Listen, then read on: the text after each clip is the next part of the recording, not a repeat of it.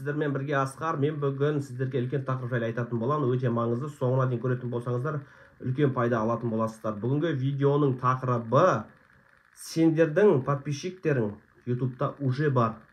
Яғни, ол не деген сөз? Сіздер қазір канал ашып бастап жатсыздар. Мүмкін енді алдағы уақытта ашасыздар, бірнеше уақыттан кейін, мүмкін осы видеодан кейін. Сол ашқаннан кейін ойламай қойыңыздар, менің подписчиктерім жоқ әлі деп. Мен жинауым керекпін. Жоқ, уже сол жақта YouTube'да тұр. Просто сен керекті тақырыпты алып жасау керексіздер. Ең бірінші біздерде аккаунтта тіркемес бұрын, ең бірінші нишамен айналысу керектігін біз шешім қабылдап аламыз. Қандай нишамен айналысамыз? Мысалы да, қазіргі кезде айтатын болсақ, мен сияқты бір блогер болу. Енді менің айтқым келіп тұрған нәрсе, бұл жерде самый нәрсе ол сіздер дұрыс жасайтын болсаңыздар, сіздер подписчик жинайсыздар. Дұрыс жасау дегеніміз не ол? Енді нақтырақ айтатын болсақ, дұрыс жасау дегеніміз не? Ол YouTube'да дұрыс жасау дегеніміз бірінші нормальны нишаны таңдау, жазып қойыңыздар. Одан кейін соған сәйкес видеоны түсіру, шамаларыңыз келгенше, бірақ қатты сапалы болып кете беру деген сияқты емес. Көрген кезде қайтып түсіреміз. Мысалы біз оны білмейміз, мысалға айтып жатырмын. Жаңадан бастап жатырмыз. Енді не істейміз? Барамыз да біз өзіміздің конкуренттерімізді көріп аламыз. Мысалы қандай конкуренттер немен айналысып жатыр, олар қалай сөйлейді, олардың уақыт қанша уақытта салады. Жалпы өздеріңіздің конкуренттеріңіз, болашақ конкурент немесе үлгі алатын каналдарыңыз деп айтайын, соған қарап сіздер анализ жасайсыздар. Анализ жасағанда қалай, оның каналы қалай аталады біріншіден, оның обложкасы қандай, және одағы каналдардағы, яғни сол каналдың ішіндегі видеолардың барлығы қай уақытта салынады. Видео ұзақтығы қай уақытта дегенде сағат нешелерге салынады. Подписка жасайсыздар, зерттейсіздер. Сағат нешеде салады, және неше уақыттан салады. Аптасына біреу, екеу, мысалы, я. Әрине, ол канал успешный канал болуы мүмкін, атпай жатқан каналдар емес. Одан кейін істейсіздер. Одан кейін сіздер видеоны ұзақтығы, мысалы, ұзақтық қанша минут? 10 минут, 5 минут, может 3 минут, может 1 минут, да? Қарайсыздар жалпы, зерттейсіздер. Одан оның ішіндегі видеоның сценарийі қандай? Бәрін зерттеп жазып қойыңыздар, мен сөйлеп отқандарында. Оның сценарийін зерттей бастайсыздар. Ол сценарий қалай? Мүмкін мен сияқты сөйлейтіндер, мысалы мен зерттесеңіздер де болады, мен 3 күннен кейін видео шығарам. Уақыттары 10 минутта салатын, примерно 10 минуттық видеолар салатын боламын.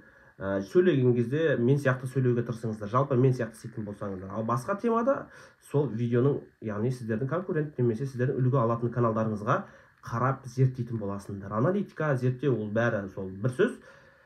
Сіздер сол зерттеп уже қарап тексере бастайсыздар. Енді осыларды тексергеннен кейін оның видеосындай тура идеальный болып шықпауы мүмкін. Обложкасына қарайсыздар, жалпы айтпақшы. Превью, ол обложка деген сіздерге бәрі екі бір сөз. Превьюны қарайсыздар, интро қоя ма, қоймай ма, соңғы сілтемесіне не қойды, ол қайда шақырады, сөйлеген кезде қалай сөйлейді, не то сөйлей ма, әлде жақсы сөйлей ма, оның барлығын мән бересіздер. Монтаждағанда да сол сияқты монтаждайсың. Яғни қалай монтаждайды, ол не істеді? Сенде шаман келгенше монтажда. Қазіргі күнде монтаждау не обязательно компьютермен, немесе жаңағыдай мықты макбуктардан емес, телефонмен-ақ, бір телефонмен-ақ болатын болады.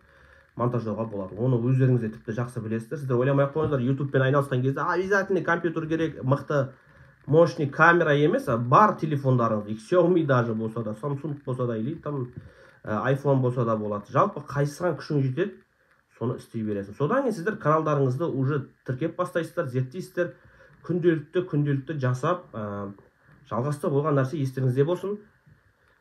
Жалғасты болған нәрсе ол үнемі жалғасын тауып, арғарай сіздің процесс дамуыңызға алып келеді. Сіздер мейлі подписчик жинамай жатқан болатында шығарсыздар, бірақ сіздер істей уже опыт жинайсыздар.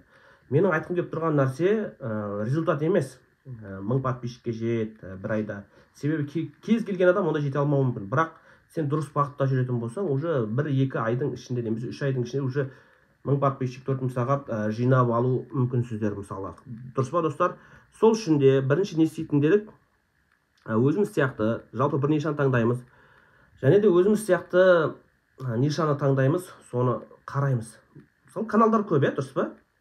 Канал көп, жаңағыдай өзіміздікіне ұқсайтын каналдарды бәрін зерттеп қараймыз да, жаңағы нелерді зерттеп бастаймыз. Уақытына қарап, қай кезде салады, қалай сөйлейді, оның обложкасы қандай деген сияқты ше. Сондай конкурент каналдарға, яғни бұл сендердің алдағы уақытта конкурент каналдарға қарап барып істейтін боласыздар.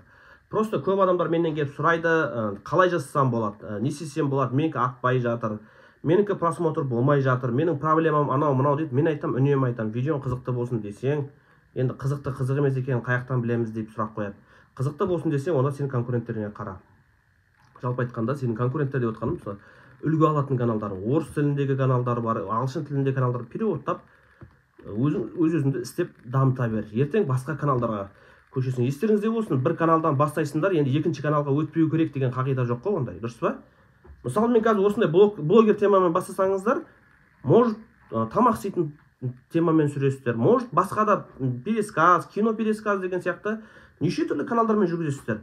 Ол қатып қалған зат жоқ. Бір канал ашасың өмірде. Жоқ, сенің мақсатың бірінші YouTube'ты жақсылап түсініп алу. YouTube қалай жұмыс жасайды, қалай жалып береді, YouTube'та қандай музыкаларды қолдануға болады, қолдануға қандайлар музыкалар болмайды.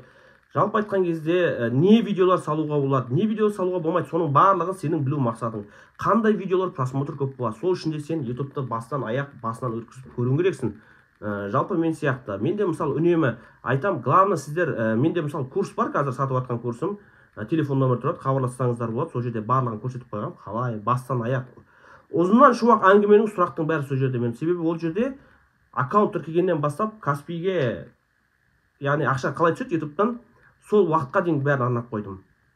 Арнап сол видео түсірген болдым, соның бәрін көрсетіп қойдым сол жерде. Курс бойынша хабарласам деген осы нөмірге хабарлассаңыздар болады, WhatsApp нөмірге. Өте ыңғайлы, өте түсінікті қылып түсірілген. Қысқа да нұсқа, арду-дырду сөздер керегі жоқ. Көп ондай нәрселердің ішінде сен басынан барлығын өткізу керексің мысалы.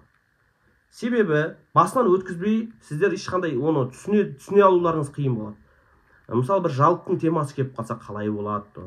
Бір жалпының темасын шеше білсеңіздер, уже сіздер түсінетін боласыздар. Біреуден қалай, басқа жерден қалай видеоны алуға болады, қай сайттардан видео алу керек, мысалы бесплатный монетизация қосылатын.